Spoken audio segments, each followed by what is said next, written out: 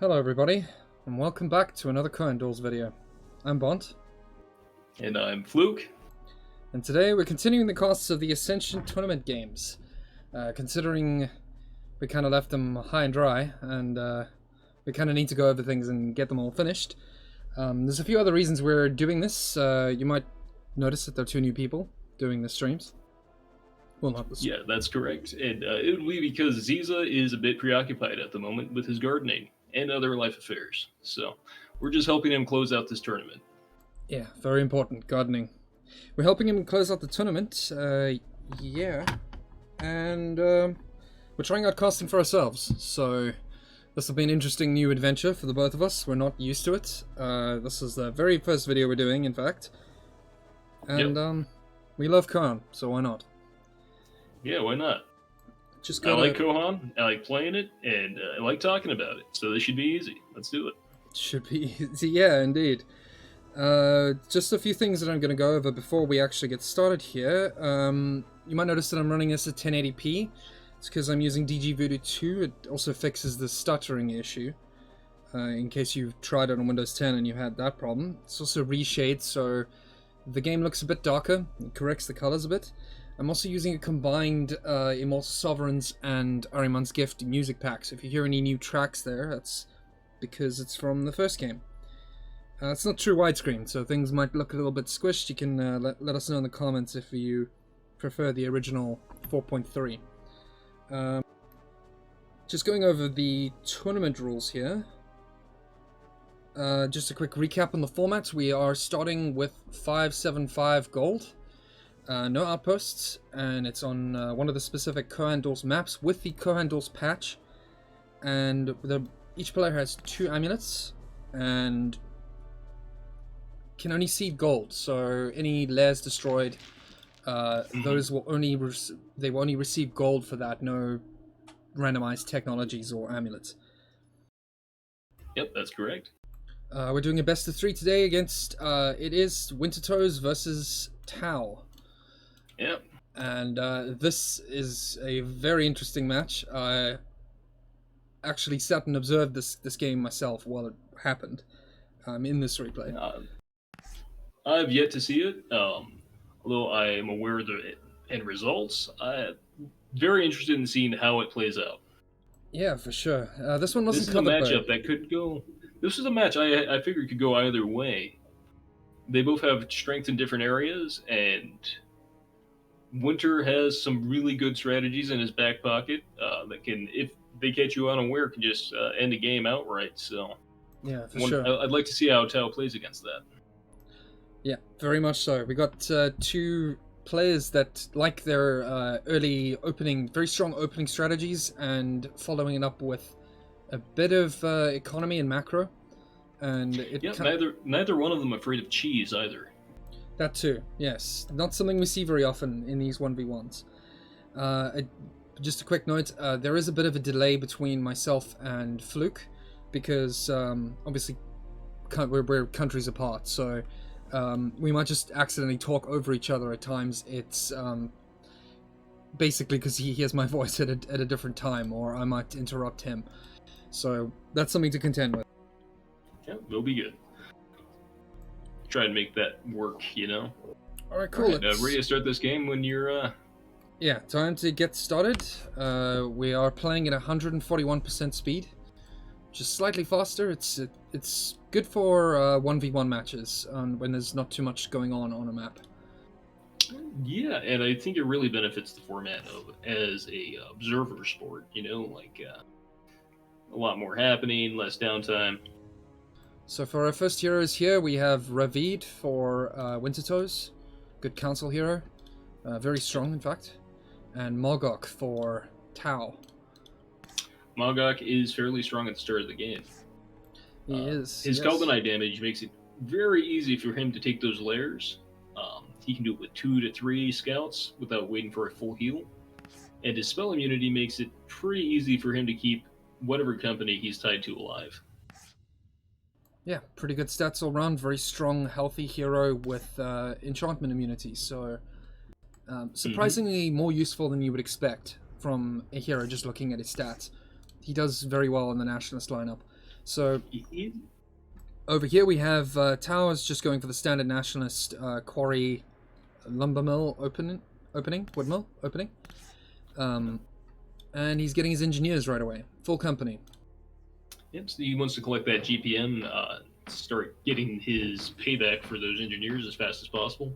Additionally, those engineers work quite well at taking these handicaps in this match, as they have additional combat stats. Indeed they do. And we've got Nationalist engineers. This is a special feature of the Kohan Duels patch, is that Nationalists get a unique combat engineer as their default. It's not quite the same as the combat engineer, though. It has been adjusted slightly. So over here, second hero for Wintertoes, we have Thaddeus. He's an alright hero against Seer. He's alright versus Seer, but also he does have relatively good, if mundane, melee champion stats versus non-shadows. Yeah, he's a pretty solid warrior hero. 14 armor is not bad. We're going early crossbows for the soul player here.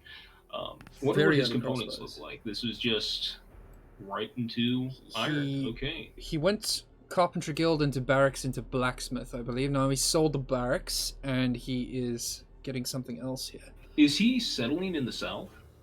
He is indeed. Yes, he put down his settlement in the corner here, sneaking a corner settlement here.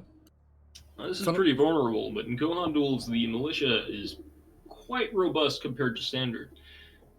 Reduces the need for things such as outposts to defend or a raiding force. So while this is certainly in danger, especially with that forest wood line right there, where you could drag the militia and fight from the safety of that terrain benefit,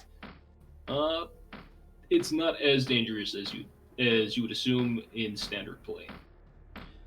That's quite true. You don't need to fortify as much. Things are quite well protected on average. So it seems he wants to rush the mines. Funnily enough, he's using the same tactic as Tau did in his game against you, if I recall. Yeah, Tau took that, and I did not quite scout that, nor notice the zone of population. And I really feel like that's the giveaway for this. If you're trying this cheese specifically, the large zone of population will give your enemies a direct target, a soft target at that, to strike early. Very true. If someone comes and tries to take this lair, typically they'll be able to see the blue shaded lines that indicate that there's a settlement nearby. And if you know the map very well, you'll notice when something's not right. And additionally, those mines are both outside of the zone of guard, meaning a scout company just could go down there and cause some economical damage, uncontested.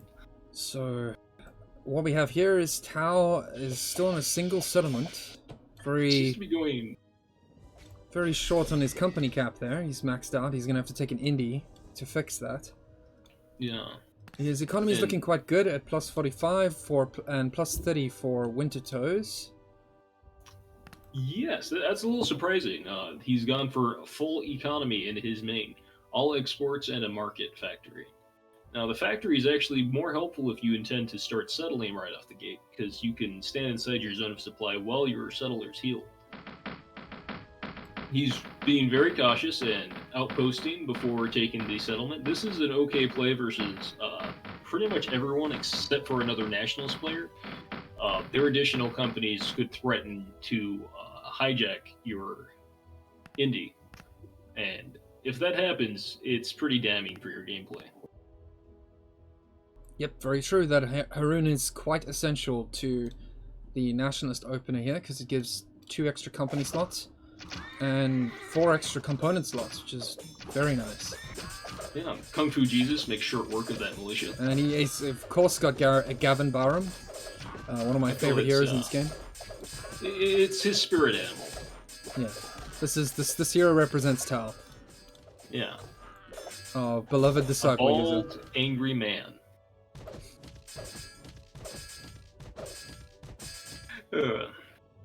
And additionally in this map, you have a pocket slandery. I often will go for that in these matchups if I'm afraid of my indies getting jacked. With a Nationalist econ, you can recover even if you do miss out on one of these runes. So it looks like Wintertoes is just scouting around here at the moment, looking for a way in. He's obviously noticed the outpost and has decided that he's not quite up to taking that. Although I think he could actually take it with these crossbowmen and using the engineers as a screen to get in the way and let the crossbowmen do their work. Perhaps. The Kohan would definitely be a factor. The two melee Kohan early are quite powerful, and would probably tilt the favor into Tao's. He's double settling. Not double settling. You don't double settle on purpose. He's power settling, right? He is power settling, yes. And you can see he's using the factory zone of supply to heal while doing it. This will allow you to start construction much earlier. It saves you a lot of time, something around like 20 seconds on construction. And additionally, you'll have a fully healed settler group to start your next settlement. Yep, very effective tactic from Tau there. It looks like he's going for a bit more economy at the moment and getting ready to take the slan in the corner. I'm surprised that this is his choice. But also, it's a good direction to take, probably. Now, he's decided to pull the trigger and take his own Haroon after his settling. Right. The cool thing about these crossbowmen is because they deal 50 range damage, they have the same siege penalty as most other range units, but they still deal a good 30 damage to buildings, which is the same amount of damage as a Dragoon. So they're quite effective at taking buildings. And additionally, you can use them to... they'll take less damage because of their armor and melee stats and hit points from the Haroon militia. So in that situation, it's relatively safe, and you're not too afraid of getting hijacked by scouts. I do apologize if I'm not putting the screen in the right position. Still quite new to this, so... Yeah, I think that's fine. We haven't missed anything yet. I would check the F1 screen occasionally just to see how...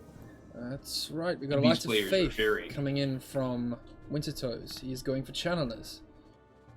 Channelers. Early Channelers. Okay. These could be Channelers on crossbows. They could be Channelers on infantry. I imagine it'd be infantry. I imagine so as well. He couldn't do crossbows, could he? I imagine did he actually go? Did he go barracks for He those? did. You need a barracks for the crossbow. He went early barracks and sold it. Okay, that's an interesting choice. Maybe he really values the crossbow company and getting experience on them. It is 11 minutes in. Bear in mind, it's not quite 11 minutes because of the. This was played at 141 speed. So it is 11 minutes in, and his economy is not looking too great at the moment, in fact. Tau is way ahead in terms of settlements. I would definitely attribute that to the timing on the indie put, the timing in which he grabbed his Haroon.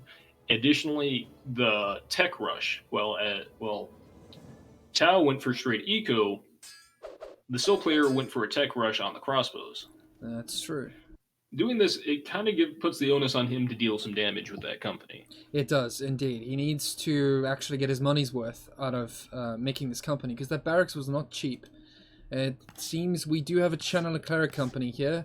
One of the favorites, a brilliant company to stick your melee heroes on, because they get all the same benefits. And he's going to go for the Sunray. Additionally, he is spreading protection buffs onto his crossbows by switching out those Kohans there. He won't have a Kohan for settling, but for Council, this isn't as big of an issue as he will be able to upgrade his villages and build on the eco there. That is very true. He does have one village to upgrade for 110, but he is a bit strapped for cash at the moment. Tau is closing in and scouting out his opponent's area, his side of the map. Yeah, he seems to be curious as to what this Council player is up to. He's yet to see much from him. And early game, you expect as a Nationalist player to be attacked by the other teams, traditionally. They want to slow you down before you get your eco rolling. We have engineers engaging in a very bad fight with these scouts here. It wouldn't be as bad if they hadn't been on pressed, which is generally something you want to do with engineers to get them to where they need to be. Very true, but he's treading through... He doesn't realize that his own side of the map has now become unsafe. And these scouts are prowling around looking for kills with Mogok on them as well. A very far retreat. I wonder where he pushed that. He might have retreated all the way to the Haroon. And we have Tau closing in here with summoners and a engineered company. This can do a lot of damage against that village if he dances them out and allows those elementals to tank. But also they have a good AoE damage, and that's effective versus the militia. Initial Earth Burst. And making short work of those scouts. Crossbowmen just tear things up here. Yeah. If you're gonna lose something, scouts are the thing you want to lose. They get back to zone of supply fairly quick and have a high HP regen. This is a terrible situation for Hawkeye at the moment, coming under attack by 2 companies and a third rolling in here. Wintertoes is going to try to get his crossbowmen in here to save, maybe distract a bit, but I think it'll be too late, and yes, it is. Are his summoners routing? They routed, yes. I believe the captain died. The danger of using footmen on summoners. These guys are taking way too much damage. Performing better than you'd expect because they have the protection buff. But did he get to cast it is the question. I believe he did not. No, he didn't. No protection buff on the crossbowmen. It looked like they were dying a bit quick there. So now Tau is way ahead in terms of economy, plus 105. He's got both of these mines over here. And this is a psychotic lead. This is a very tough situation for Wintertoes. He has 3 settlements at the moment, both indies. His, and I don't believe Tau has taken his Slan, or has he? Tau has taken his Slan, yes, he took that earlier in... Oh, and repaired it, okay. And we still have this infantry company, the tech company with the channelers. Yes. Those may serve as a way back into this game, because currently he's being out-GPM'd, outmassed in military, and he is using his tech advantage here to try and stay in it. This is a very tough fight, very few companies for Wintertoes, and these golems are absolutely free for Tau, so he's just going to keep throwing them. As Fluke can tell you, it's a very effective tactic. It is a very effective tactic, however, versus infantry channeler, you may just be feeding them experience, as the AoE damage is not very effective versus the channelers. Oh, yep, and that Kohan is going ham in melee. You can see he is absolutely ripping them to pieces.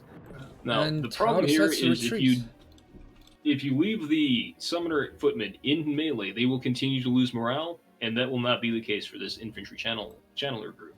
Very, very powerful company over here. As you can see, it barely took any damage, even though it took on 2 or 3 companies.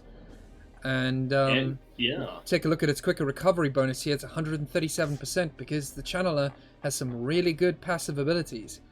Yeah, and you'll notice that Tau's immediate reaction, and I would have done the same, is deleting both the mines and the village. Scuttling that will deny resources, and he got to enjoy their income, at least briefly. And it hasn't damaged his economy at all. He's still very much ahead, still at 105. I believe he must have gotten more economy elsewhere, and therefore it didn't cost him as much when he deleted this over here. Well, those were pilfered resources. He had taken them from the other players, so he's back where he started, at 105. So it looks like Wintertoes is going to try to make a counterattack here. Not much to take. Unfortunately, he won't get anything for this outpost. He will be getting experience on that infantry company, and that might go a long way with that Kohan moving. Let's take a look at our companies here. We have... And really, you just want to know what the other player is doing currently. Keeping tabs on them and staying in combat with them. If you're winning, there's no reason not to. No, he's finding himself in a difficult place here. Very difficult. He's going to lose these engineers. Oh, yeah. Maybe I spoke too soon. Or maybe they will escape. Directly into the summoner company. That is an expensive loss. That is what happens when you lose your captain. Unfortunately, you cannot call retreats, and there's a good chance you might lose something. Likewise, you'll see a similar issue play out for these footmen as the captain is set to command, and he is running in and taking hefty amounts of damage. So we've got Ravid routing here, and the infantry being pulled back. That cleric being alive will make a big impact on their recovery speed. Very much so. If he can get them back into a safe zone of supply, he'll be in a pretty good situation. The question is whether or not Tau decides to counterattack, and putting this under pressure will mean that there isn't much supply zone for Wintertoes to use here. So, yeah, he really lost his arm in the region when he lost that village. He is reliant on that for attacks, healing, and defensive purposes as well. Without an engineer company, he is going to struggle to build any outposts or get any more supply range.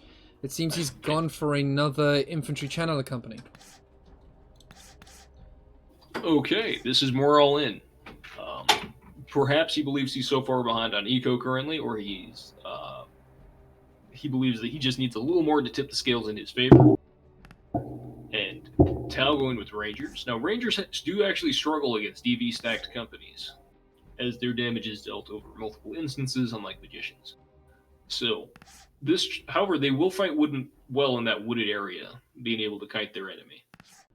Yep, this is a good battleground right here. The Snow Forest gives +4 DV to all companies that are within it. It may bring the Rangers closer to minimum damage if they are to engage an infantry channeler company in there. And yeah, that's a lot of DV. And those crossbows as well will fare pretty well. And their burst damage certainly not as much affected by the low amount of DV granted by the forests. That's true. Tau looking for an opening here. He's sending his scouts in to check the place out. He's not really seeing much. Well, what he's seeing is what the other player doesn't have. Oh, is that unexplored? That is unexplored. Wintertoes didn't claim his rune. That might give him a little bit of a boost if he notices it or he happens to walk into it while settling. I think at this point in the game, even if he got that boost of income, he would probably invest it into more powerful companies because he doesn't have the room to build up his economy at this point.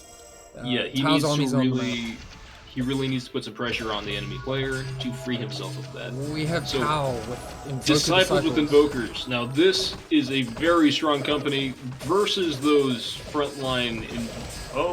He's just retreating him directly into him. This is going to be a little closer than it looks. As you can see, range units tear the Disciples up, unfortunately. Yeah, the percentage resistance from the Invokers is more effective against those crossbows, but it is not enough to keep them safe. Gavin, however, is absolutely ripping people up. Ravid went down. That's Yeah, he was in a mano with a bunch of men. I believe this might be a bit bad for Wintertoes because he doesn't really have the economy to replace that amulet easily. Yeah, that's going to be expensive. That 50 gold, that represents a minute of his income. Very true. He's got Thaddeus at Enlightened, so this company has been gaining quite a bit of experience in the short amount of time that it's been up. It's already 82 experience, so well into regular. Almost veteran, in fact. One of the benefits of these very durable or early game rushes to attack companies, they tend to garner more worth over time. Especially when you have a powerful Kohan on it like this, that experience goes a long way. Not a powerful Kohan, but a melee Kohan. Yeah, someone who can really benefit from the buffs that the support units give. Yes. Getting Bowman with Rangers here, Super Bowman. Now, Super Bowman is not a horrific idea, and it's something I actually am an advocate for. It's just in this specific situation, it may be working against him with all the DV stacked on the enemy composition. Yes, I believe so. The Culture Knights, in this instance, probably not the best. This is going to be a very tough nut to crack for Tau, but he does have the numerical advantage here, as well as the economic one. Yeah, see, it's one of those situations where he's actually pulling that company pretty far. This is a very dangerous thing for this. Very dangerous for Wintertoes. He could approach the casters. The commander is not on engage. He seems to be managing that. It's almost preferable that he's standing back there. And you can see that 4 companies are slowly whittling down those infantrymen. It's taking a while for a single company, that's for certain. But now this company is out of commission. True, but did they have time to finish their raid up here? That would be the... did they buy enough time? Quite. More than halfway. It looks like this is getting interrupted now. This Disciple company is almost completely up and going to put the hurt on some casters right now. Oh, yeah, he's busting out some nunchucks. Ravid is stuck. That's a very bad situation for him to be in. And he goes down. And that was a minute of gold again, going down. This very is looking costly battle very favorable for Tau here. He just lost 2 of his 3 companies. This is not good. Channeler companies do struggle against invokers. The damage return from the fire shield is not mitigated by anything. So in a straight durability matchup, it's pretty hard for them. Tau reinforcing this outpost here, saying, "Screw you, I'm going to keep it." And he has enough iron to build another couple companies of dragoons if he wants to, and ride those across the map, going for long scouts. Oh, he's had those since earlier. He's just moved Magok to a different group, I suppose. With Wintertoes are choosing to upgrade his main into a city at the moment. Very expensive upgrade. Yeah, he has a lot of territory he could fill out still, so I'm a little bit surprised at his choice to spend that. Maybe it's because he lacks a Kohan to lead the settlers, and he would rather get the protection buff, so he might as well just upgrade. Very dangerous for Wintertoes right here. Very clever from Tau, moving those disciples on top of the hero and the casters. Yeah. This is looking pretty bad. It's hard to do much when you have one company against so many. So. Yeah, very much so. There's not much you can do, in fact. Perhaps would have been better for him to position those infantry behind the militia over here, but even that would not have held against all of this. Yeah, that's the issue we're running into. Like, perhaps maybe it would work out a little bit better because you have the infantrymen and they're engaged with these tank units as the archers do some damage to the disciples. But it would really just be a speed bump for what is essentially a steamroll going down. So you still have golems chasing these poor stragglers over here. The city's finished. He's getting his barracks back and building a library in the Slunnery settlement to get more mana. And I wonder what company he's gonna angle towards. Now, at this point, wizards will not do much against the unlimited morale of the disciples and the fanatic dragoons. And DV stacking won't put you in a great place either. I think he would need something like a critical mass of ranged units to defend against this. I believe that might be his plan, because by building the wizard tower over here, it definitely means he's trying to get his elites. A little ambitious.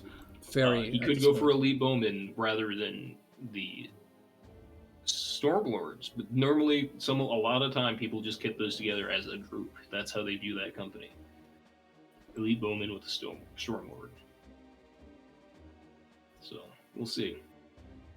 This is a lot of companies for short on time. He's being perhaps a little overly cautious, but the militia on these cities is pretty insane. So. But with the invokers, it should be doable. This is a very good choice from Tau, I think. Having a resupply point so close means that it doesn't matter what kind of tricks Wintertoes pulls and how many units he can kill, because he has 1, 2, 3, 4, 5, 6 companies here. He can just cycle them in and out and keep them healing at all times, and he doesn't need to have all 6 companies engaged at the same time. That's right. And really, these Invoker Goons make such short work of militia. Especially if he has his DPS companies follow behind them. So he went with Elite Bowmen and Stormlords. Stormlords. Yeah, this is something people view as a company most of the time. They, kind of like a coherent unit. In this situation, it may have been better to just build the Elite Bowman when he a little faster in lieu of the Stormlords. Oh, for sure. They would have been healed. He wouldn't have had to wait for that upgrade on the Wizard Tower, and he'd have a little more gold to spend. He is hiding them in the Slanery zone of supply, knowing this is going to get threatened. Yeah, he's being a little cheeky right now. I think this match has been a little determined for a bit. You know, like the outcome has been a little spelled out for us. You gotta admire his tenacity, though. He is doing his absolute best to hang on here. Tau is brutally putting him down. Thaddeus is yet to die, so you know he's managed that. Yeah, he's keeping Thaddeus alive.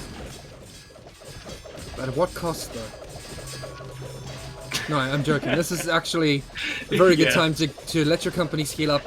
So, you know you're going to lose the city. Keep them busy. Get as much time healing as possible because you're going to need every last bit of help to deal as much damage as you can.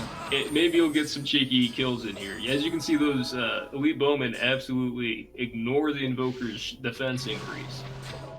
They're a very good edge against somebody who's right. Just to respond to Wintertoes here, Tau is bringing in a company of elite gods. And that's the GG from Wintertoes. Yeah. Very well played. Yeah, well played to Tau here. His early econ really paid off for him.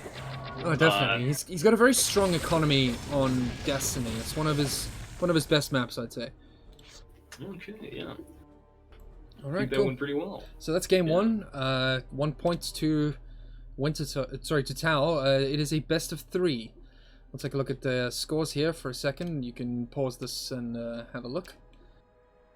Yeah, you can see how large of a lead this is. The maps are. This is a little. What would you call it? Distracting to like how the game actually played out. That he did have a tech lead, at least initially. He just had a hard time making use of it. You can see the tech lead in the military tab. Unfortunately, because he didn't use them, he didn't get many kills. He didn't. I don't believe he even took his ruin. I think that ruin was untaken for pretty much the whole game. I would have to go back and check the replay again to make sure. All right, and let's get into the next game. Alrighty, so that means that with Tau as the winner, the second game was decided. The map was decided by Wintertoes, and he picked Alskar. So we're going into game 2 here. I'm gonna speed it up a bit. We have. This is a very large macro map. It definitely favors players who can get a economy rolling early. Because of the size of it, it's hard to get any dangerous companies to the enemy side of the map. It's very risky to get companies to the enemy side. I've seen it done before, but without like engineers backing you up, like sort of leapfrogging you between outposts, it is very risky and it's very likely to fail. So we have Tau scouting around over here. He has grabbed his ruin. Wintertoes has gone immediately for a engineer opener, which is quite unusual, but not a bad choice. Yeah, both these players seem to prefer non-conventional openings. They don't settle much at the start of these games. No. Tau parking his units. Maybe he's just looking over the pond there and seeing what's happening. Very clever, actually. I mean, it is water. You can't see over water. Yeah, it does not impede your vision. However, his actual intention was to steal the ruins. Is he going for it? Once again, Wintertoes has neglected his ruin. Delayed. Yeah, both players a little bit slow on the uptake for these ruins. Tau managing something at base, and he gets it. Well, 2 ruins for Tau. That is what's in there? 90 gold on this map? I believe it's 75, but it could be 90. It's one of those bigger maps, so bit of a stronger economy rollout. Now, that does put the scouts way out of position and it does slow down your timings. But it is that gold swing, you can count it as a plus for him and a negative towards the other player, as they would be expecting to get that traditionally. Well, okay, he's sprinting his engineer somewhere. Yes, I wonder where he's going with those. There's quite a lot in the corner of the map over here. A few mines. Well, it looks like that might be his destination. Now, a company of 6 engineers will build a mine and an outpost very quickly. However, with him already missing his ruins and slowing down his neutral timings, his lair timings, this could hurt him quite a bit. However, after he builds an outpost, he could take that ruin. He could, yes. It doesn't look like he has much gold for an outpost at the moment. Quite a taxing opener for him. He's going for crossbowman again, this time with Gelatinat. Very good, versatile hero for Council. I like this company more than the other company. It's more DPS centric. Ravid is good, but crossbows aren't always engaged in melee, so they're not always benefiting from that protection. He is going to try to take this lair with the engineers on the side. Looks like Tau is considering going for his Gowrie. Okay. The Gowrie is a very strong opener for Nationalist. Yeah, once again focused on getting his indies. Very strong Nationalist fundamentals for Tau. Yep. Get that cap limit up, and what I like to do after that is to settle. But we'll see what Tau does. He may get some more military or summoner company. Looks like Wintertoes is opting for a bit more cavalry this time around. I've noticed on this map, that is. Yeah, very good map for cavalry, of course. The bigger the map, the more valuable the cavalry is at getting to places quickly. I've noticed that in either game, Wintertoes, he doesn't seem to like the short scout opener to go and take a look at what's going on. So, I believe he's only got this part of the map scouted at the moment. That's true, yeah. He seems to definitely prefer these more slow but powerful unit openers. If you can make use of their damage and DPS, then I don't see too much wrong with that. No, it's a good good opener, but a very specific one. It is, yeah. It determines entirely by how much he's practiced this and how he expects it to play out. Alright, so he's going for his gold on this barbarian village. I believe it's 110 gold on this map. Yeah. Tau it is worth noting, though, short companies with Jilla Janet, like those scouts, on those scouts, are pretty useful because they can run a fireball Kohan around to deal quite a bit of harass to enemy companies. That's very true. All heroes in the game have maximum movement speed of 34, which means that they can be attached to even the fastest companies and not slow them down. Yes. And they do fairly well taking out those ruins with their magic damage. Yeah, that's true. Lots of retreating, lots of stepping back, waiting for mana to regenerate and throwing more fireballs. Yeah. Well, Tau going after his barbarian village now as well, and settling again. That's his second expansion.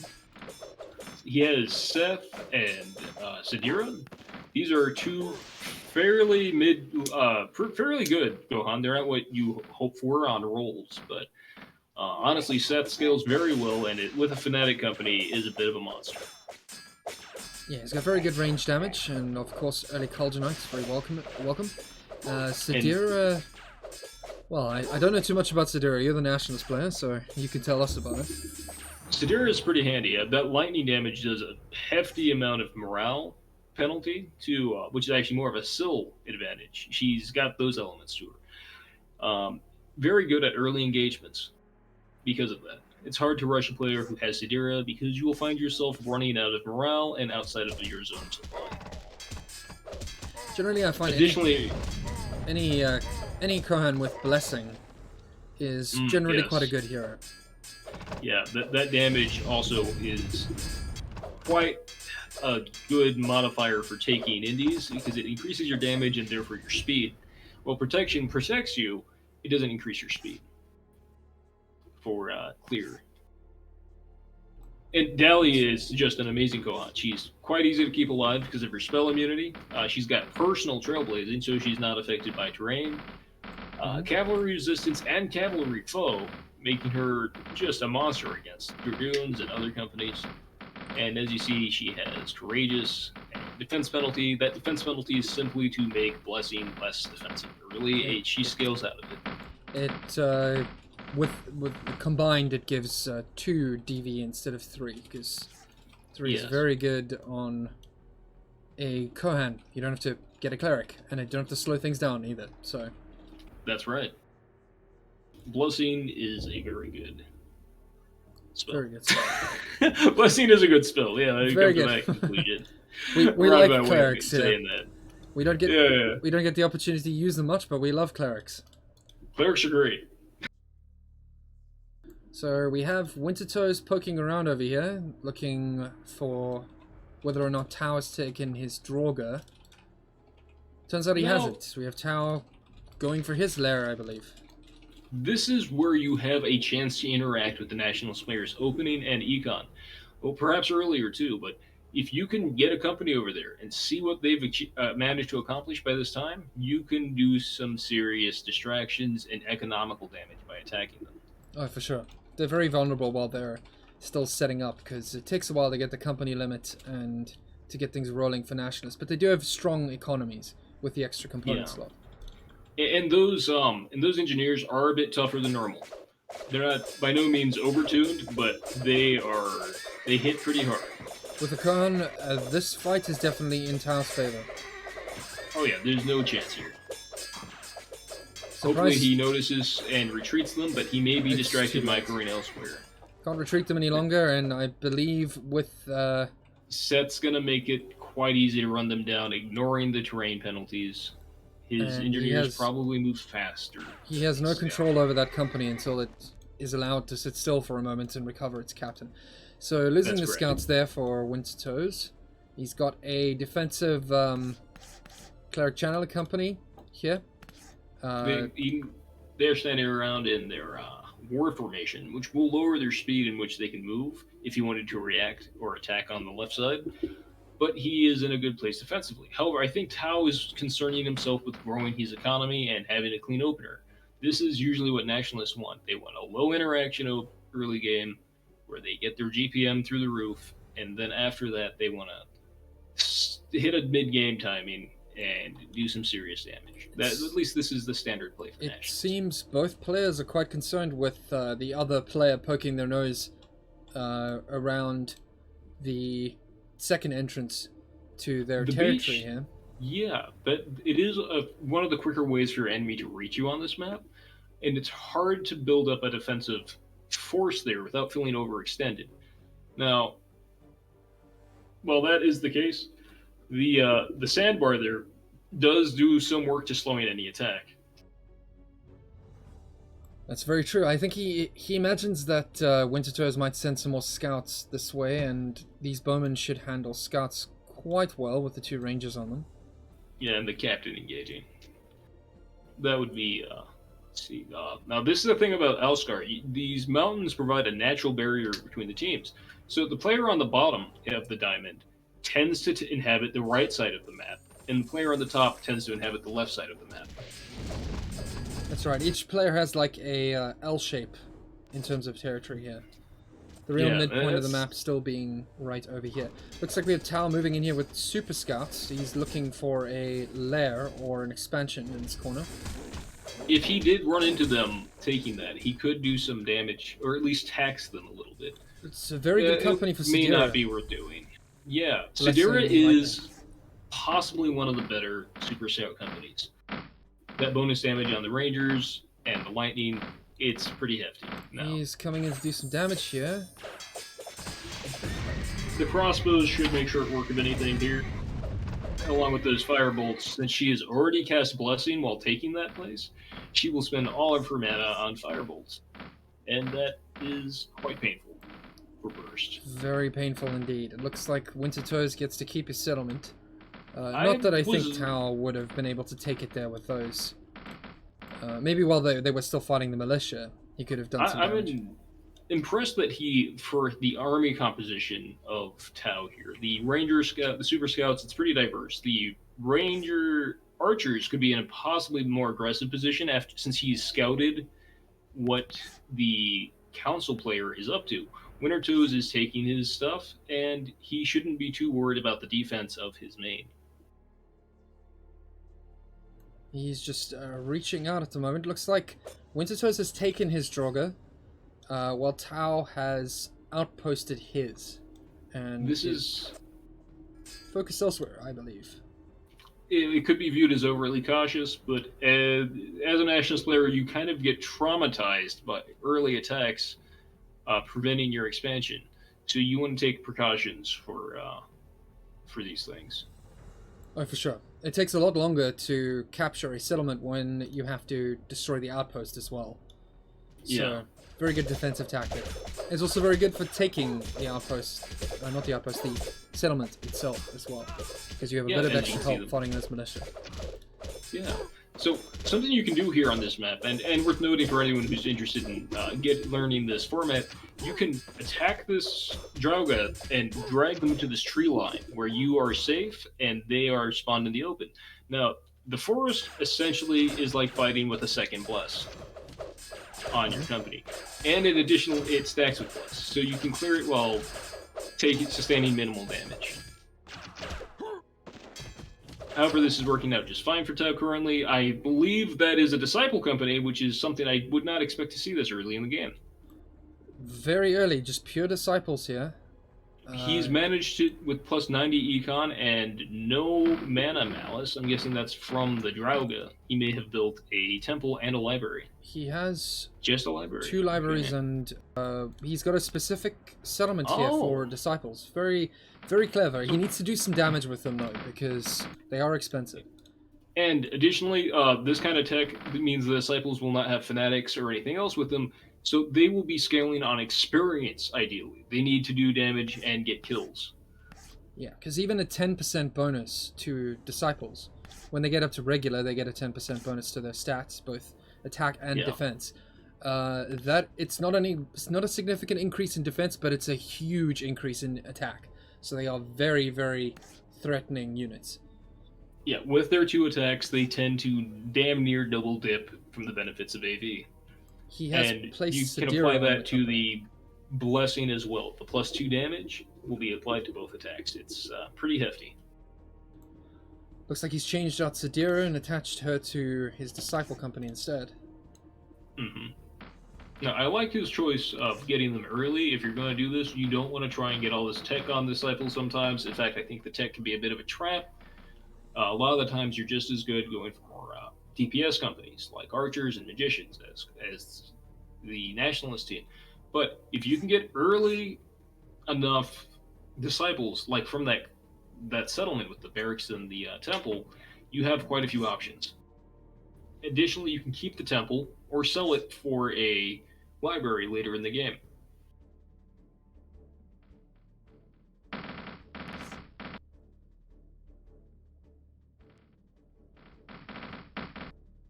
Right, he's just macroing up. Wintertoes is securing this corner of the map at the moment. Done a very good job taking this nunnery, both mines, and settling. So, my Discord's a little fuzzy. Could you tell me what Winter's GPM is? GPM at the moment is plus 87 to Tau's 113. So once again, Tau is ahead economically. Not a big surprise, considering he is playing as Nationalist and he is settling quite often. As well, he had a better timing on his indies. These things are compiling to a pretty large edge for Tau. Very, very much so. I'm not sure it was a good idea to take Sadira off the Super Scout company, because that was a very effective company. That's a good point. He's making good use of the Disciples, though. It seems like he may have had a mixed opener where he saw that the player had fairly good counters to Super Scouts. He felt like he couldn't get work with them. Now he has this company left over. Bad retreat. So he's engaging and keeping tabs on his enemy with them while he is expanding and making effective units. Disciples do quite well against DV stacked companies. That's very true. Super Scouts fare poorly against them. They do not have a way to get past that minimum damage. That's very, very true. I think Super Scouts are much better against unarmored targets, whereas Disciples kind of overpower any defense value in the game. If anyone's not aware of how the attack values and the defense values work, is there's a minimum of 3 damage done per hit in the game. So it doesn't matter how low the attack value is or how high the defense is, they will always deal at least 3 damage whenever they attack something. But for the rest of the damage, that is calculated by simply the attack value minus the defense value of the unit getting hit. Yeah. Which gives you damage per second. Yeah, and then you get the DPS. The thing here is Super Scouts are actually traditionally a relatively safe pick against Council. You don't expect Channeler rushes on large maps, and you also don't expect Channelers in general. It's a oft-used unit. I mean, not an oft-used unit, rather. Opening with temple units is very, very risky, but over here it looks like we have Tau using those disciples beautifully, just mopping up those infantry so damn well. That was the metaphorical wood chipper. Exactly how you're supposed to use disciples. As a wall of fist. They will probably have to retreat here. This is a dangerous place for those disciples to be stuck. Very much so, and doubly so, he lost them. The loss of Sidera isn't the worst. She is not the most powerful scaling Kohan, but that is an expensive company, including a Kohan. Very expensive company to lose, but he does have the money to replace them with 123 GPM versus 109. Wintertoes is getting up there.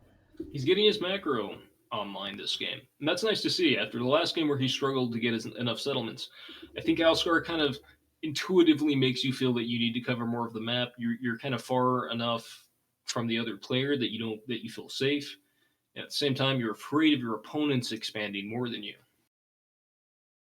And it appears like Wintertoes actually took his corner of the map a lot faster than Tau did, so he might have the advantage there in that regard. He is securing the middle of the map here, giving himself a nice spot to heal.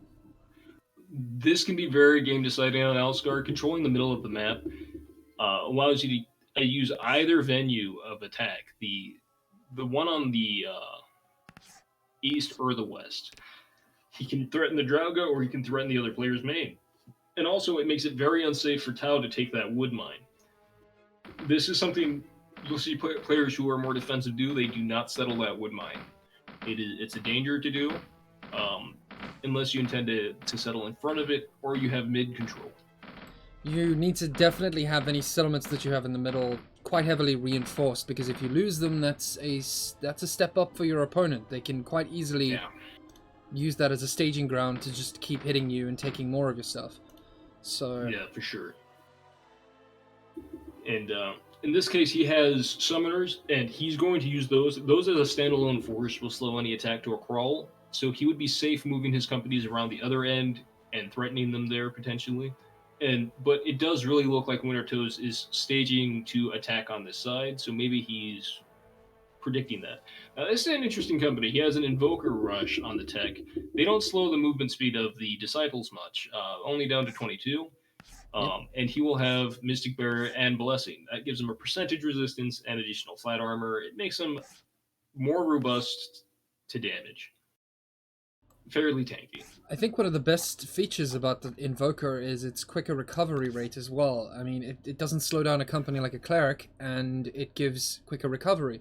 So it's very good for a unit that you expect to take a lot of damage quite often, but you heal them quite often as well. Right, yeah, and that's a good observation. It's something we usually skip over. We are looking at the Fire Shield and the Spell Immunity. One can overlook the benefits of that quicker recovery. It's pretty hefty. Especially since you are using these elite companies and you have few of them, and you are going to be cycling out if you can, between summons, if he's engaging. Wintertoes showing up with some Sonnery here, not fully healed, however. Now, that will punish footmen summoners quite heavily if they engage against those Sonnery. They may get entangled, you may lose a captain, and lose control of that company.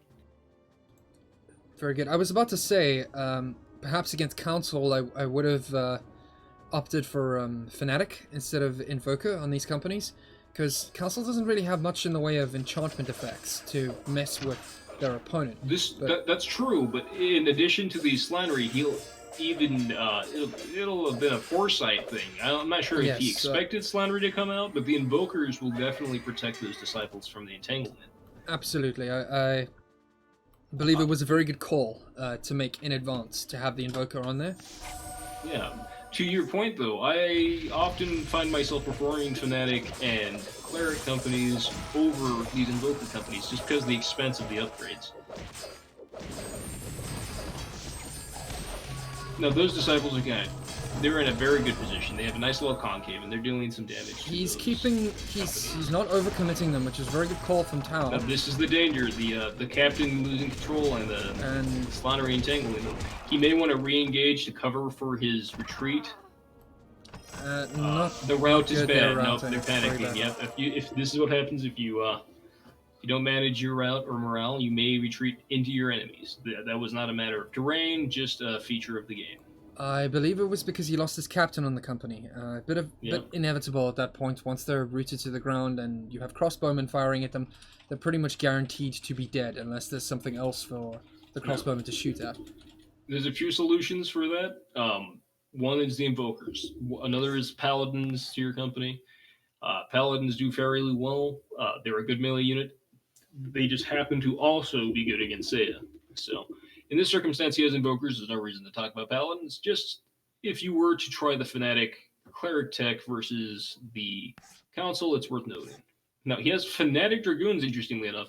Now, if the other player was fielding Wizards, this would be a strong counter. In this circumstance, they may struggle because of the crowd control and the heavy damage from those crossbows. And unfortunately, they were sent in first, which makes them a clear target for the Sonar.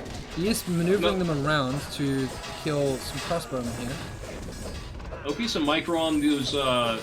The micro is definitely pulling it out for Tau. Very good micro. Tau currently, but this is a bit of a draw. Somebody lost some warriors, so I think that's two companies down potentially for Wintertoes. So he exacted a toll for that attack.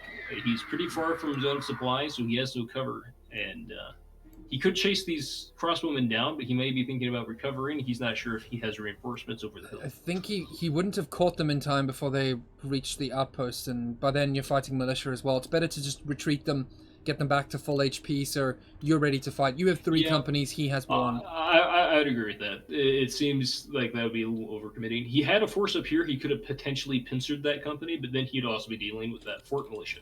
He looks like... and that is 3 forts in the middle of the map. He's drawn a line in the sand. He is certainly...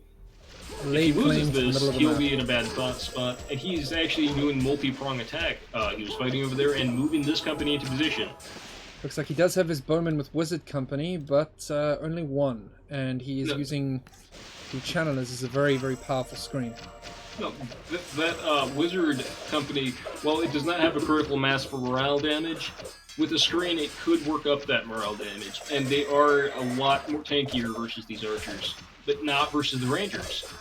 Those 4 rangers will absolutely tear through the Wizard's range resistance because they have Caldonite damage, which supersedes any specific resistance type. Looks like Dali went down. Yet she found herself in a bit of a pinch there. It does look like Wintertoes is emerging on top of this. No, it's not. Definitely Tau coming in to mop up here with the rest of his companies. He's brought them back from that side and left it open. And this is something he has the luxury of having made companies with these companies move 22 to 24 movement speed each, while Wintertoes' companies are stuck at about 16. Very with true. The Wizards and the Clerics. They were not very mobile force, but luckily he's accounted for this and built quite a few outposts around. And additionally, he's adding crowd control to his army to allow his companies time to deal their damage.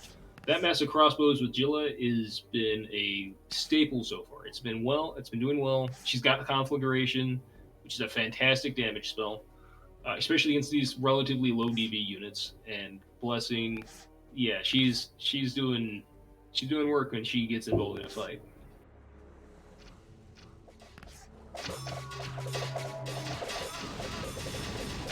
So the economies have switched hands here. Wintertoes is ahead with 126 versus 115 from Tau. Wow. Okay, but it's hard to say that the economies will speak too much because the tech advantage certainly lies with Tau. I'd say so as well. He has his elites out, but then again, that is what Nationalists are good at, is getting their elites out faster. Yeah, it's that mana disparity that concerns me here. Okay. But you know, if he's fighting on a fort, Jillajanic crossbows are absolutely destroying those disciples. Whew. Yeah, that was heavy. There's a lot of damage, but Tau is following it up at the moment. Yep, he's going in now. Perhaps if they had been in position to engage those crossbowmen, the Disciples would have fared better. He still has an archery line. Looks like the Dragoons are getting tied up in the main fight over here. They're unable to finish off the outpost. Or the Even fort. Invoker Dragoons do not like getting shot by crossbows and firebolts. And it looks like Tau has to retreat a bit. Or he loses his Disciples again. That's the third company. Those are expensive losses. That represents a minute of game time or 2 minutes of game time and experience loss every time. It doesn't look like it was his main company, though, because that one is still alive. His opening company did perish earlier, but his rebuilt company of Disciples is alive and well. Now, there's beginning to be some issues with the fort militia. There's 4 archers in each of those forts. Now, that's adding quite a bit of DPS against his Disciples. He'll need to front for them. He'll need his summoners. He'll need something to absorb the impact of all these archers. So it looks like Wintertoes is quite well aware that he heavily damaged the army on this side. So he's moving over and getting ready to push forward over here. Tau is trying to squeeze from both sides here by reinforcing this position. So, oddly, I like the choice of these Slannery warriors on Tau that he has in the... Oh, whoa. Okay, this should be a nothing fight. You back up. He retreated his units correctly. He has a fort to fall back to. Now, if he moves everything into position to take this, it may be a misstep on Wintertoes' part. He's very vulnerable to losing his hold on middle. Those are some very high damage companies coming out of Tau. Very much so. And it does look like he's intent on flanking the enemy force. So if he is not in position to counter this, he could lose quite a few companies. He's running past some fort militia. That's gonna hurt him a bit. There are elite bowmen with stormlords in this. Oh, this is a complete slobber knocker. This is gonna be violent. I have no idea how this is turning out. I believe since the elite bowmen are being allowed to shoot without being impeded, this is not going to go well for Tau. Yeah, and those stormlords are doing exactly a hefty toll. Yeah, they're still standing. They are and still those very much conflagrations on those archers. Both crossbowmen and elite bowmen still up and dealing a lot of damage. Lots of companies going down for Tau. Just outright destroyed. It was hard to read that engagement. If you're the side of the melee, but that retreat into position slowed their attack. Perhaps if it was a more calculated fight and not a reaction fight where he's trying to defend himself desperately, it would have gone better for Tau. Well, Wintertoes had some very good positioning because most of his more powerful units were actually positioned at the front. I'm not sure if he expected himself to get attacked from behind, but that was a good call. I believe he retreated those crossbowmen in that fight to a better position to keep them away from the massive units and to keep them firing. So we have Tau rebuilding his army, going for a heavy disciple. Two companies of disciples. Yeah, he's floating quite a bit of mana. He could change it up to any company in the game at this point. Besides if he lacks a Nightbringer, I suppose. No, he has a Nightbringer, but he just can't mix and match it as it's in a different 4-slot Nationalist. He has this one prepped and ready for... Dragoons, it looks like. Dragoons, yes. Dragoons Fanatic Dragoons, Grenadiers.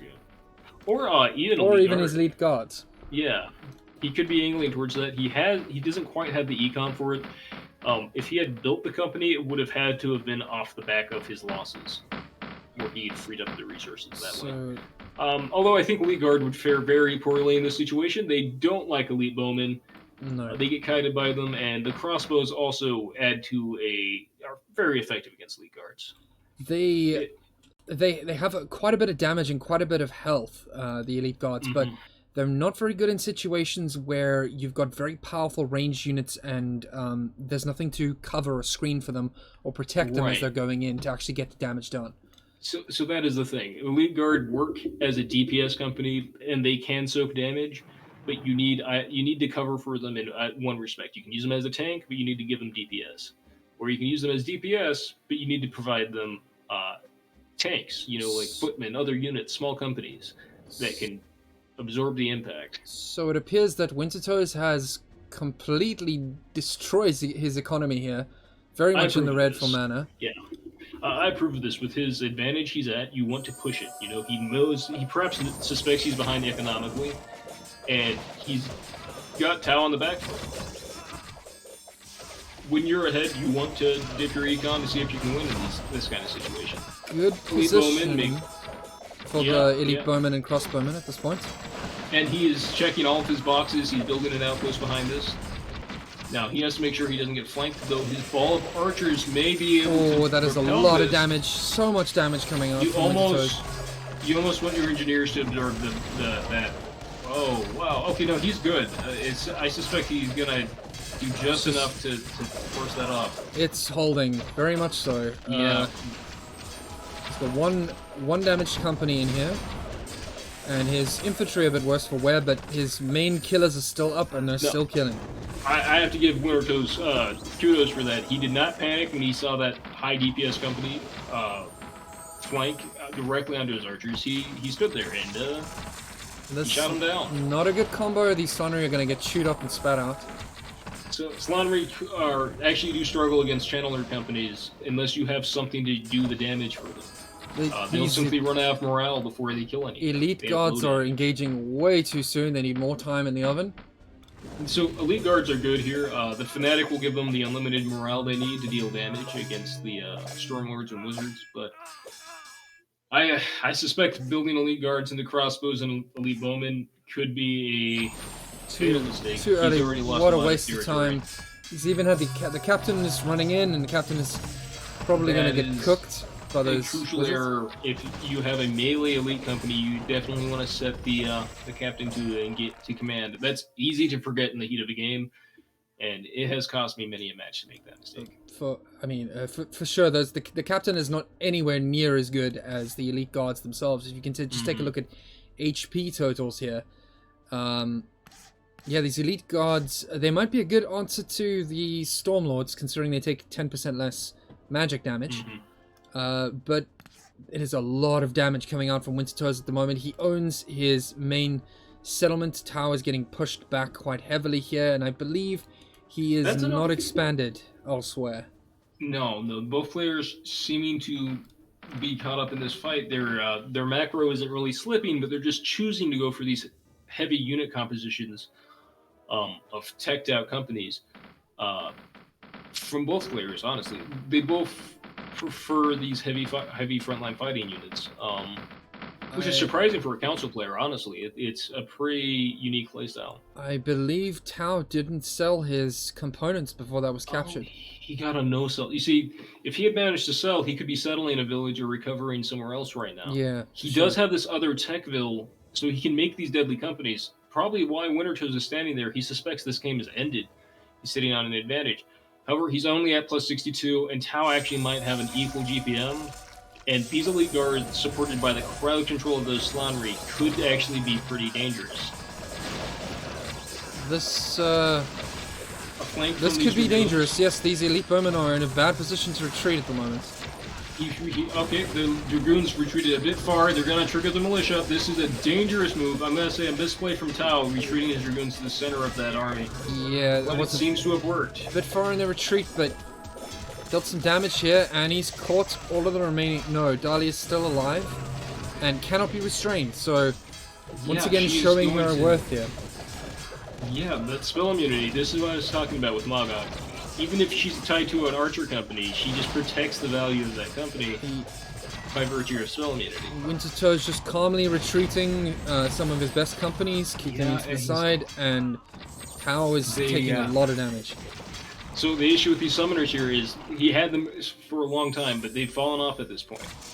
The elite bowmen make short work of those elementals, and really they only serve to give them experience. He has another company of elite bowmen on the way. He has a lot of elite bowmen, a lot of mana being used, and still 98 econ. I'm gonna say that if he can get them in one death ball position, 3 elite bowmen is well within critical mass. Absolutely. That is a game winner there. Is critical mass of elite bowmen is very, very difficult to deal with. I believe if Tau managed to sell some of these components before it went down, he would have had plenty of gold to upgrade one of his other settlements. to town level, maybe get a few more settlers, but he's maxed out at 9 out of 9 companies at the moment. Wintertoes very clearly ahead by his company limit as well. He's only using half of his available company limit. It's a shame that Tau has only managed to fight him to the standstill somewhat after losing his main. If he had been in this position earlier, he could have been settling behind it. But at that, I'm not sure if these archers get clumped up, this game may just be over. And yes, there's a 3 elite bowmen with double Stormlords. So barring some mistake, which is totally something you can try and hope for and account for, as Tau, he's playing against endgame Deathball Council. This is hard to play against when you're ahead. You know, like this is something that's dangerous. So we'll see how he fares here. And without fanatics or zealots to give him damage amplification, his companies will not be hitting as hard as they need to. Oh, for sure. He's also triggered the militia, which, although significantly less militia in there now, still not a good idea because it's you're spending a bit of HP in order to fight those before this big scary ball of death shows up and murders you. Yeah, he might be relying on the recovery rate to be healthy here. And he's also got his own militia triggered on those wizards on the right-hand side. That'll do some damage to his support. Yeah, that's just a critical mass and this is just not looking good. These infantry just take so long to kill. Yeah, that is shocking, honestly. And because they're up against a front line wall of disciples. The Dragoon get ran off, but up and destroyed. That stinks. He needed that company. He needed that company to absorb the impact of those. So while his disciples dealt damage. As you can see, you can really see a demonstration of how much damage these bowmen are doing against these militia. You know, this is a slower environment, less hectic. You can see that they're just able to completely wipe out a town's militia on their own. Wintertoes is just moving up, and nothing can stop him now. You don't even need to back tight or anything. You can just, yep.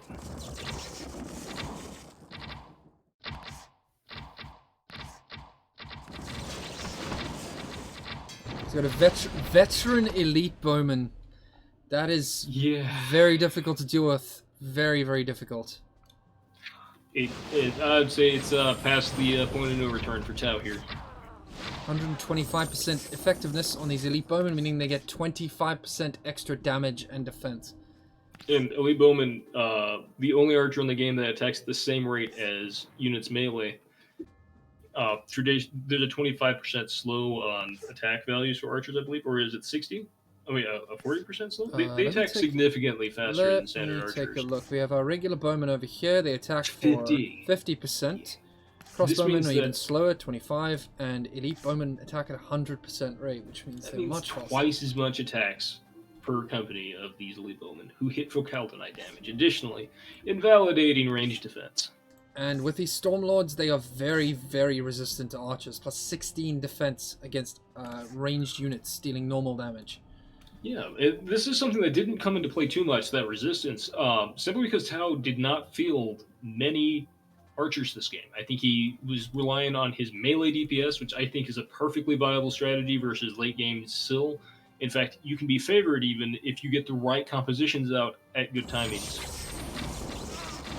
Yeah, for sure. Nationalist, I would say, is the team that does melee damage the best, besides Seer. But Seer has the best of every faction in them, basically. Yeah, well, I would say they do it better than Seiya, but I would say Seiya willed it more elegantly.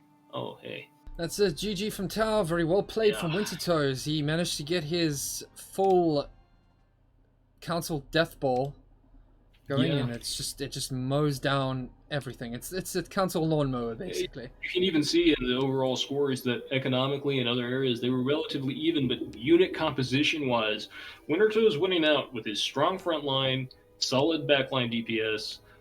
I think a good mixture of these things. The Nationalist player, I think, neglected his options in ranged combat simply because the fear of the wizards and stormlords invalidating their purpose. Oh, for sure. It's very difficult to use bowmen effectively against council because wizards and stormlords are their favorite unit, and unfortunately they give bonuses to archers, which makes them almost as difficult to kill for archers as skeletons, which are almost entirely resistant to range damage. And let's definitely take note of the early game investment of Super Scouts for Tau. It ended up biting him in the back because essentially what happened was he was blind countered by Wintertoes and had a hard time affecting his armies with that harassing company. Yeah, for sure. So going into game 3 here, we have Tau, as the loser of the last match, decided on Cave of Fear, which is a map that he's quite proficient with. So we're going to see game 3, Cave of Fear, with Wintertoes on the right and Tau on the left. This map is often very much decided by who can control those caves in the middle. There is a lot of gold swing to be got. If you can take one, oftentimes you can take two, unless you forego contesting one to try and grab the other, which I think is a very valid strat on this map. You see the bottom one and you take the northern one. It's further away, but you know you can get it, and you will know you will have an even game. This is a decent play for a Nationalist player because they have a lack of companies early game. Yeah, so you don't want to go and get on a head-on fight right at the start with Seer, or Royalist, or even Council, because they can field some pretty strong options early.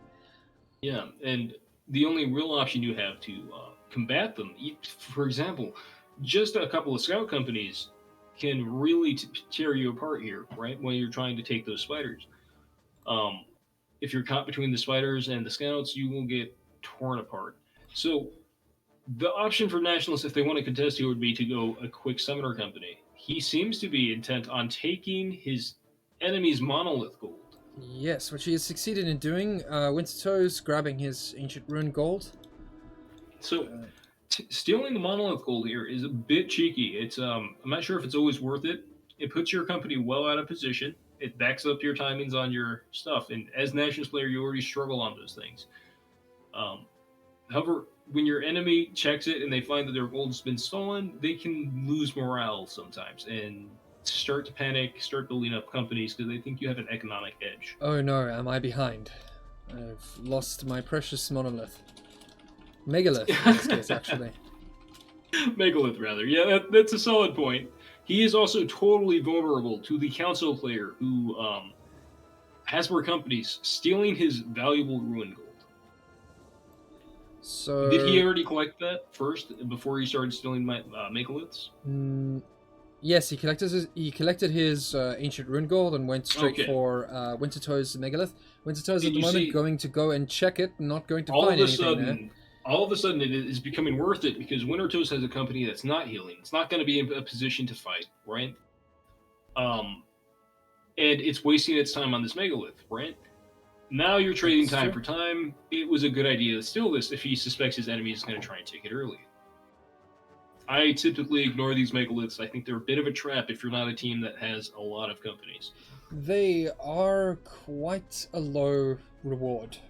Like, they don't have much gold in them. You're trading unit time and healing, right? Yeah, for sure. In actual fact, a very common mistake on this map, if we don't include your advice on taking the spider nest in the north, which I agree is a good tactic, but most problems on this map come with people trying to focus on the northern part and neglecting the southern part, and I believe the southern part of the map is the direct route for victory. It is. You can win the game in the early game, I believe, on this map, just because of how impactful the Jaraga village timings are, and the resources like that mine that's just above that spider cave, and the iron deposits in the south, next to the lake. So we have a return of Mogok and Sidira here, and a return of... No, Eben is new, and a return of Thaddeus for Wintertoes. Oh, nice. So, this is a nice company. This guy, he has magic damage, which I think is actually pretty useful. The issue with magic damage over Kaldonite damage here is that it does do less against summons. Elementals have a magic resistance, and if you can bait him into shooting these crossbows and that magic damage, the whole company is hitting for 50% less damage. Which isn't great. That's the thing about magic damage units, and why it's normally restricted to caster melee attacks and to certain Kohan heroes, is because it's the exact same damage type as a magician throwing a fireball. It's just on each and every hit. So if something's resistant to magic, like Gowry or Golems, that's half damage. That's half damage dealt several times. And while Fireball, yeah, you see, it's the percentage resistance. It just takes to go up against percentage resistance. So, to make a note of that, the northern play, people do tend to get fixated on playing north in the north, and that's because there's so much up there. And you can imagine how beneficial it would be if you could control this area. You could lose the south and still control the north and be in this game. But the thing is, if you lose the south too early, you'll never see it happen. I believe it's more of a mid-game, late-game situation. So the thing is with the south is that it has a direct access route to your main. So you could theoretically go and party up in the north and take as many things as you can, but if you're investing gold into your main, you can't protect that if you don't own the southern region here, because someone could just take the Drago and walk straight up to you and kill you. Yeah, it's really, that's the deciding factor. I think that is why the meta on Cave of Fear is so south-centric. In 1v1s, a lot of the game will be decided early, although you can see those late-game situations. So Tau has taken the first spider nest. That first spider nest is hefty, and he's moving in. So this is what I mean. If Tau swings to the north immediately with two companies, he could potentially take the second spider nest while leaving his summoners to defend against any early aggression. Now, if he were to do that, he would end up with a significant gold lead. Absolutely. Completely agree. He's got the summoners ready to do just that, in fact, but will he go after the northern nest? I don't know. It looks like Wintertoes is content to wait a bit longer before making any aggressive moves. Yeah, I would be okay with this as a Syl player. I would be assuming my enemy has swung north. I'd be in a dire situation, mindset-wise, and I would be maybe thinking about settling and getting some mines. Some early wood units will help turn an advantage from the enemy, give them the chance to make the mistake to lose their gold advantage. And if they make that mistake or they lose that gold advantage, all of a sudden their early gains will be lost pretty rapidly, and you can find yourself in a winning situation.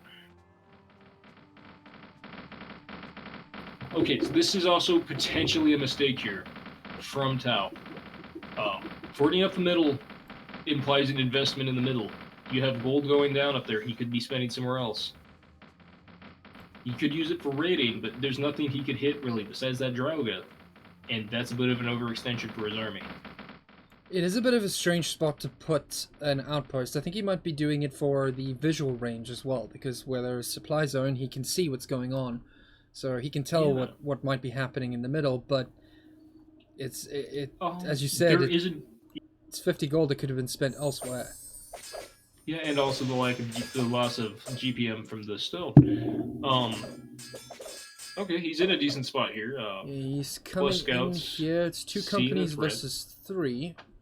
So he should win this with his tech companies. Those crossbows are nice, but they do not fare well against elementals. Additionally, he's retreating into the crossbows. This is a mistake. Crossbows are fairly resistant. But the crossbows themselves are retreating. Wintertoes noticed this. He does not want his crossbows being interrupted by any melee attacks, so this is a bad choice by Wintertoes. Keeping them in the fight. Tau is charging onto them with his with Sidira and his scouts. Oh man, you see this advantageous fight for Tau. There's no militia on that outpost. You think he's gonna take this out, but the amount of retreating and over micro could have cost him DPS, because they spent a lot of time with that white flag over their head, repositioning, and a lot of time just walking around their enemies as they took them apart. Tau losing his Sidira and that entire company is now gone. Yeah, that's rough. That did not go well for Tau. Ideally, he could have just danced those elementals in a few times before fully committing to that fight. Those aren't fast companies he's fighting. It's also worth noting that these are actually hills over here, in this corner over here. Oh, he did fight the hills, yeah. Wintertoes had the advantage of the hills from a defensive point of view. He had 2 defense bonus there. Tau engaged from this side over here, so retreating into them wasn't necessarily a bad choice. It was just the fight was not going very well, and personally, me being a bit overcautious, I would have retreated a bit earlier. I believe Tau had there, the one tool he had to leverage in that fight was the elemental micro. Yes, I would have sent those elementals in first and kept the crossbowmen distracted. You could hold your scouts behind them, drop a few elementals, re-engage a few times. Now I think there was a mistake trouble here. From these spiders over here. Who did he attack the fort? No, he didn't. These are the roaming spiders from the northern nest. Oh, okay, that is a pain in the neck. That's some RNG, but it also is what happened. Now, the advantage for the player who gets attacked by the spiders is they know that the spider cave is empty, and you can send some scouts up there to take it. He has no army in position because they were in position for the fort. Pretty good using the golems to take out the spiders. Perhaps that became a factor, but I would definitely prefer to have those elementals defending my Draga in this situation. This company is not ready. It needs to be pulled back. This is a sour state for Tau here. But it seems I was mistaken there. I thought these were Wintertoes units coming in for a fight, but it seems he's still waiting there. So yeah, they're still healing. They're still fine. I believe it's just been that one loss middle was more devastating. It was positional advantage that he lost there. Since he lost the Draga, he is now got a company limit of 3, so he's steadily being strangled by his own company limit. Yeah, he cannot make anything new, and his elementals, that spider engagement really slowed the recovery. You know, it wouldn't have been so bad. It wouldn't have been so bad if he hadn't got that RNG attack there. But I would say Wintertoes was in a winning position for that. I have to say, I really admire the fact that the it might seem a bit unconventional, but both players have stuck with the same build each game because that's what they practiced, and it's what works best for them. And unfortunately, trying to mix up your strategy in the middle of a tournament like this can easily cost you a game, as anyone who's watched my game versus Fluke on Cave of Fear, in fact, very, very clear indication of that. Yeah. It's certainly improving in a high pressure environment is difficult to do. And a lot of our players here, myself included, are on the lower end of experience with this game. I think it's something you should definitely have an idea of what you want to do before the game starts. Absolutely. Tau is regaining his Draga. He's doing very well, actually. Oh, Thaddeus caught way out of position. Don't think it's enough damage to kill him. No, his 34 movement speed is gonna... As the last remaining member of this company, he is using his full movement speed to run. Yeah. He's reclaiming his Draga. Okay, maybe he's... Wait, no. Yeah, he's reclaiming his Draga. That was Sidira's lightning bolt, confusing me briefly. Looks like Wintertoes is doing very well for himself. He has actually managed to get his infantry channel cleric out. It is unfortunate to see the Ranger Archer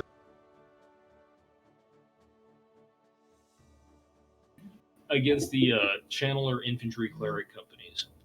They will do minimal damage. He's got 4 mana invested in Rangers, and they are going to do minimal damage to those Infantry Cleric companies. Looks like he only has 1 company at the moment, so I believe that's just... Rangers are quite efficient in terms of mana. But he is down 4 mana, which means that those Rangers are definitely not helping him economically. Yeah. Well, he does have Rangers on those scouts. Right, he does. He does his Super Scouts and Super Bowmen. In this situation, it may have been best to just develop some Magicians or a second Summoner company. I think Magicians would have been a very good call. Yeah, magicians, they give your army some teeth, you know? Yeah, it's You good, need some good real solid DPS to magic make damage. it those summoners. This captain is too far forward and is now taking damage. Not He's good also if you're pitched planning. against that cliff. Oh, You and he ate a round of crossbow shots. Not much time to react to crossbows. Their damage is open, hefty bursts. unfortunately This is a route. This is a very bad route. very bad routes for Tau. That company was expensive, and unfortunately, these companies don't. With double summoner, the objective is to keep the captain on on command, and retreat immediately. Because if the captain's dead, you can't retreat. And the whole point of these companies is to retreat dance and throw golems at the enemy. He has lost those scouts. Those are some dead super scouts. The AoE damage adds up over time, although it is less effective against these channeler companies, which is why I meant you'd mentioned the magicians would be better in the backline. They certainly would be, because the magician's burst damage actually tends to blow through the cleric channeler's defense. Yes, for sure it does. Against council, most times magicians are actually a very good choice because just the magic damage of just being able to get into a fight and throw those fireballs and retreat if need be. The council player can't retreat. They can't reduce the amount of damage incoming from the fireballs. That's correct. Yeah, even if you tie if the player is going. If the player is going wizards, you can tie them to infantry companies or the likes, or whatever you feel like. If you don't want to build archers into the council's wizards. Yeah. And there's quite a bit of iron deposits on this map, which is why I mentioned that. One iron deposit will certainly fuel 2 companies of infantry. It'll do a good job of supporting them. It's also very good for dragoons on this map. Yeah. So he's actually, this is a bit of a overextension from Tau, because it looks like he's getting work done, but as we can see, he's once again lost his captain. Yeah, but losing the captain on these companies, if you are having an issue microing, I would suggest going for a ranged composition. This company is highly micro-specific, so it tends to underperform if you are not dancing them out of danger after the summons. The footmen, from what I can see, the footmen are not actually intended to fight. It's just one of the cheapest frontline options. If you could have zombies on these, I imagine you would. You might, but yeah, essentially, you want to be able to dance them, right? And they're going to slow anything down to 16 anyhow, so you may as well put footmen there. Because additionally, footmen do actually protect your backline if you do have archers. Yes, that's true. Scouts don't want to run into a bunch of summoner footmen, typically accompanied with archers. They'll take some punishment for it, at least. Once again, Captain is engaged. He's being shot at first. That company is now... The burst damage from those crossbows causing these routes. There's not much he can do, and he can retreat across the sandbank to get some healing, but it's going to be too little too late at this point. Now, this has been very solid play from Wintertoes throughout this. He's not panicked. He's repositioned effectively, and it really does seem that the army compositions were not so weighed in his favor. It just that the execution of strategy favored him. He played well in this game. Again, he the did, captain yes. on engage. Bit of an unconventional army composition, but he's using it extremely well. Yes, he's staying calm, he's taking his hits, and he's doubling down. He sees he's got an advantage, he's pushing it. More mana companies, and those engineers will be able to build an outpost if he takes this time.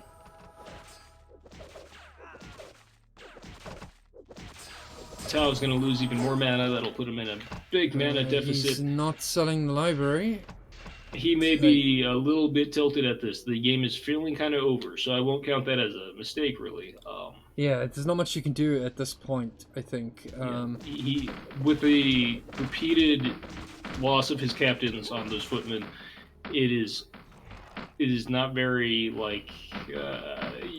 he's losing morale as a player. It doesn't feel like you get very much out of the companies when things like that happen, which I completely sympathize. You know, we all make those mistakes. for sure. Yeah, and seeing it used, it is painful to when you don't manage to use the company as effectively yourself. You're wondering, hey, what's this? Why is it sucking? Is council overpowered? That defense value is painful, you know? Yeah. But rest assured, this was certainly a strategic win for the council player. He's microed more calmly, and he's gave himself less tools that were his tools were easier to use. Yeah, for sure. I think Wintertoes, he made it quite a bit of it's quite a gamble to invest in this sort of path for council. Very unconventional. It highlights some of the faction's strengths, but unfortunately it's very expensive and it takes a while to get this up. So yeah, he kind of has to. He gets a very slow rolling start, and things start to snowball from there. Looks like Tau is trying to go for a counterattack, but once again, RNG is not in his favor. Those spiders had not been killed, and see, I think this would have developed into a semi-base trade situation. However, I've seen summoners try and whittle down a main tier 2 settlement before, and it takes a long time. So it seemed like his last play from desperation is not going to get to go off even. No, those spiders are very frustrating. They have 800 HP, and very strong attacks, and the webs make it virtually impossible to run away from them. So you have to stand there and fight their enormous spider bulk, and they're very frustrating. Yeah, they weigh that on you. You have an option of retreating, but you'll take losses. And it's not very advisable. So in this situation, it may be best for Tau to seed one of those mines, like that wood mine, and fight near his militia while having these footmen dance.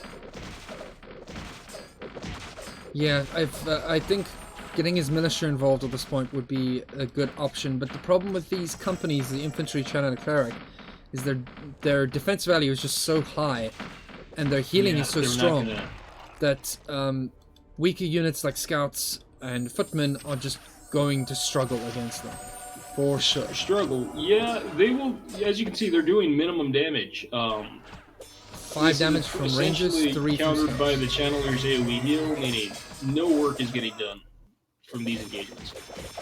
The lack of real teeth in his army is essentially what's hitting him right now. There's no magicians, there's no zealots, or fanatics. But I believe he may have been in a position to make those since he had captured that spider cave. At this point, it's looking like all of them lost. Wintertoes' army looking very healthy over here. The militia is down. Most of Tau's army is very badly damaged at this point. His attack on this side looks to be successful, but we'll have to see. Still 4 militia in this town. We'd wonder if he's mustering anything to counter this and take it back. It looks like double wizard. He needs to heal these.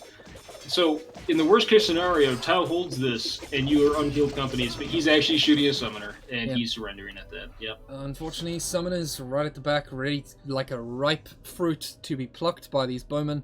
They'll just go in and kill them. I think Tau made the best decision ultimately there, and just called it GG. It was a very, very good match, a very good set. I'd say both players kind of showcased what they're strong at. It looks like Wintertoes hit his stride in the second game, and in the third, his positioning did him a lot of good. Yeah, I think really Tau, after that second match, where it was relatively close fought, he may have felt he did not have an answer to this infantry channeler cleric, followed with that backline. In the first game, we never really got a significant backline from the council player to support those infantry channel clerics because of the loss of that early bill. In this second game, he got a lot more economic space and pressured well. In this final game of the set, I feel Tau also was lacking answers for that very specific company. There's no critical mass for this infantry company. It's just it will deal with infinite amounts of chaff. Just about you can bounce companies off it all day. And summoners definitely feel bad to run into them. Well, the problem fighting against council as Nationalist I found at least, is that your bowmen are not very effective, which typically against other sort of Maritan opponents like Royalist, Council, Nationalist, you quite readily rely on bowmen to deal the majority of your damage. Not so much against councils, and even though that Channeler Cleric company doesn't have any wizards on it, it still gets an enormous amount of general defense value. Yeah. So it's good at soaking damage from just about anything. So what options does the Nationalist player really have? I feel like Disciples are actually a very good unit to use against Council in the early game. Because, I mean, in the right position, they're going for this, kill. yeah, if they're going for that heavy cleric tech as the Sil player, you do have some like non-conventional counters and options. One would be to for the Nationalist player, you're looking at magicians, and you're also looking at potentially temple tech. You know, zealots and fanatics, amplifying the damage those companies take. Then the fireballs do a hefty amount of work against them. But that being said, the match played out in Winter's favor, and Tau, he fought well. I think his summoners did not get the results he'd hoped for, possibly, and also a little interference in the spiders, but I feel that the spider interference was minimal, as he demonstrated he could make wizard companies to support a flank attack in the end. Yeah, that's true. Unfortunately, that attack would have bounced in the end anyway. It's a shame the Spotted Nest wasn't taken in the end, but, you know, games are not perfect. They don't always go the way that you plan for them to, and sometimes that's part of the fun. You know, you never really know what's going to happen, even though you're very prepared in terms of your build and your plan. Would it be a game on Cave of Fear if the spiders didn't fuck somebody over? No, it actually wouldn't. That is Cave of Fear in a nutshell, is sand and fucking spiders. But yeah, that was the next set of matches that took place after, I believe, the last one that Ziza recorded or streamed. So we're going to try to be going through each one and just sort of cover all of the games in the tournament. The tournament did come to an abrupt end. It has finished already. I'm not going to tell you who the winner is, though. You'll have to watch and find out. But yeah, if you'd like to join us on the Discord server, I'm going to include a link for that in the description below, as well as possibly the player scores at the moment. I think it might be better to just leave those out, because... Yeah, we could avoid some spoilers that went. And if you do join the server, I would advise not going through the replays if you're looking forward to casting of the games as they arrive on YouTube. Yes. We're going to be posting all of the 1v1 videos, the Kohan Duels format, to the Kohan Duels channel. Ziza has generously allowed us to contribute some community firepower, I suppose, from uploading. And we have a general channel called Kohan Citadel. The name of the Discord server is Kohan Citadel as well, so that's obviously run by Kohan Citadel players. We'll be uploading some more general guide videos and tutorials, maybe some 4v4s, other sort of games taking place over there. They'll all go to that channel when we work up the courage to finally try our hand at making a decent quality video. I'm quite ashamed of the quality of videos myself. Yeah, we're getting there. You know, it takes time to get these things done. Yeah, you want to do them right. It's a slow build-up, but I'm happy with the direction that it's going, and I'm really grateful to everyone who watches these videos and... you know, like, lets us know that you're there and enjoying it. Like, that's always great to hear. I'm sure Ziza really appreciates that as well. Oh yeah, with this old game like this, getting a small community together means everything, honestly. Yeah, so, for definite. Anyhow, yeah, would you like to sign us out? I would indeed, but before I do, I'd just like to point out that not too long ago, Fluke, you actually found us through these YouTube videos, didn't you? Yeah, you'd sent me a link. I was asking about it I was creeping around on the Ziza's comment section, you know, saying, oh, what's this about? Hey, how's it going? And you sent me a community link. And how incredibly grateful are we that you joined us and decided to showcase your skills, because it's been quite a journey. Your very first game is on YouTube as well, actually, against Wintertoes, in fact. Yeah. So yeah, I'm gonna. That game is a blast to watch, honestly. It was one of the greatest back and forths of all time. I'd still maintain that. thank you very much to everyone for watching. Thank you to Ziza for allowing us to upload these to his channel. And I hope it was a good quality cast. We're still getting into it. We're still figuring out where we stand and how we're going to do things.